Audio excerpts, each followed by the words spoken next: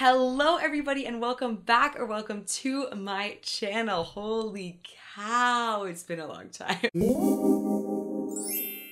It has been about 2 years, I think, since I posted my last full-length YouTube video. Sorry. Very long break. And I just want to say thank you guys so much for sticking around, watching my little shorts in the meantime. We're back! Woo woo! To come back, we are going to continue a series I started 2 years ago that only has one video in it so far because I abandoned it, but we're jumping back into it today. So about 2 years ago, I made a video about how to start singing if you are a complete beginner. I talked about the fact that the first thing we needed to do if you wanted to become a singer and you were a complete beginner was to get comfortable hearing the sound of your own voice. You guys have had more than 2 years to get comfortable with the sound of your own voice and singing out loud. So I think you are more than ready to go on to our second step finally, and that is breathing. So today we're going to be talking about breathing and singing, why it's so important, and how you guys can practice it at home. Breathing is so important in singing, and I actually think it's like the most important thing to try and master because it just makes a world of a difference when you're actually able to do it properly. So of course we all know we cannot sing without air support, right? If we exhale all of our breath and then we try to sing a big note, listen to what happens.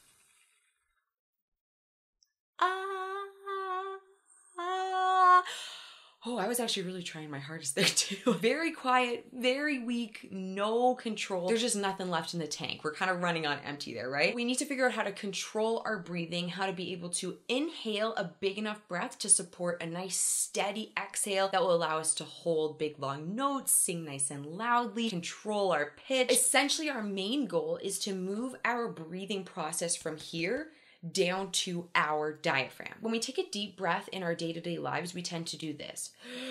We tend to use our mouths and breathe into our chest. When we do a deep breath like that, we see our shoulders rise, we see our neck get pretty tight, and we see our chest expand. When we breathe like that, it means we are getting a very shallow breath that definitely cannot be controlled. We need to try to use our diaphragm muscles to control our breath. So instead of our chest expanding, we're gonna see our stomach area expand. And I know that sounds confusing, so we're gonna go over the anatomy of this. And there are some incredible YouTube videos on this topic. I remember using Sing Geek's video when I learned how to do vocal breathing. So feel free to check those out. Very inspired by those. Our diaphragm is located underneath our lungs. When we breathe, the diaphragm muscles will like move down and it allows the lungs to expand. And then our diaphragm muscles will move up when we exhale and the lungs will go back. I feel like those hand gestures were not accurate to what our lungs look like, but that's the kind of bare minimum gist of it. I have like no anatomy or science background at all, so I'm just explaining it in a way that makes sense to me. Hopefully it makes sense to you too. When we use our diaphragm to breathe, you'll feel your lungs and your stomach area expand. That means we're inhaling very deeply. First and foremost, that means you now have this reservoir of air to work with. Breathing using our diaphragm allows you to sing more loudly, allows you to hit a note for a way longer period of time, gives you way more pitch accuracy because you just have this reservoir of air to work from. It gives us the ability to control our breath, the ability to expel the air at the rate that we want. You can actually feel how much you've used and how much you have left when you need to breathe in again, but it's just really exciting to me. I love it. And when we're breathing and using our chest, it's just a lot more shallow. You don't have the ability to control it. So you're much more likely to hear your voice crack, or you're much more likely to hit a note flat under if you're breathing in using your chest because you just don't have that same control over it. I often see some of my vocal students tensing their neck and pulling it back to try to hit a high note when they didn't breathe correctly because they don't have breath to support the note they want to hit. So they're just like, bleh. Like they pull back and they're trying to get any little sliver of air they have left out of there. It's just a lot harder to sing the correct note, and it's a lot harder to support your note. Learning how to sing using your diaphragm allows you to improve your range, protect your vocal cords, achieve a fuller sound, and prevent running out of breath. Win, win, win, win, win, right? Those are all amazing things. Yes, we love it. And I know what you're thinking now. Okay, you sold me. This sounds great. I want to learn how to sing like this. How do I practice? That's what we're gonna do now. Woo woo, good for you, you're doing it, yeah! So the first thing we're gonna do if you're an absolute beginner and you've never really breathed this way, we're actually just gonna put our hands on our stomach and we're gonna breathe in through our nose.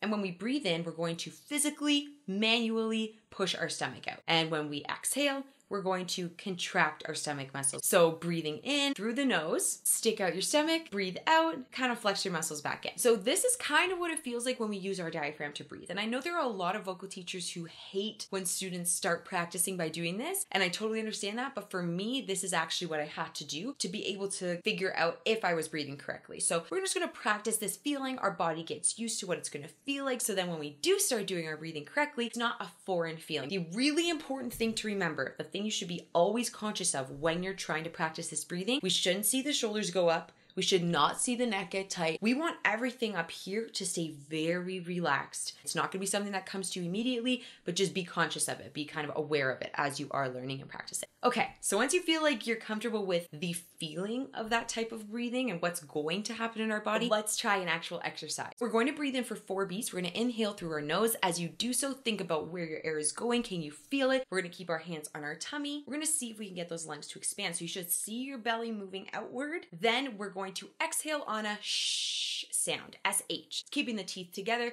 breathing in for 4, 1, 2, 3, 4, and shh. This is a good one because the shh sound kind of contracts our stomach muscles as it is, so you can really feel if you're engaged in that area. All right, great. Now let's practice another elevation of that exercise. We're going to breathe in for 4 beats again, breathing in through the nose, filling up your belly. This time we're going to exhale going shh, shh, shh. We're going to try to do 3 shh sounds. You should kind of feel your abs contract each time you do a shh. So that's how we know we're breathing in the right area. It's a really good way to feel where our breath is in our body and how our bodies engage with the air that we inhale and exhale. 1, 2, 3, 4, and shh, shh, shh.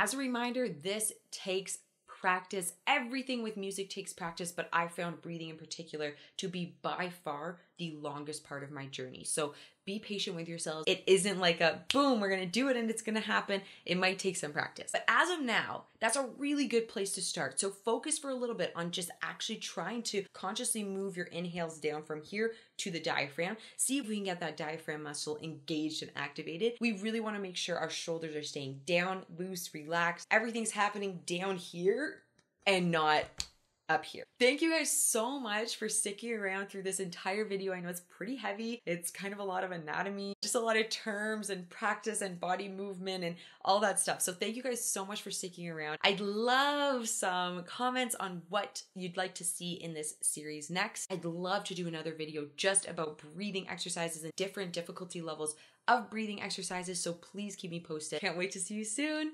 Bye.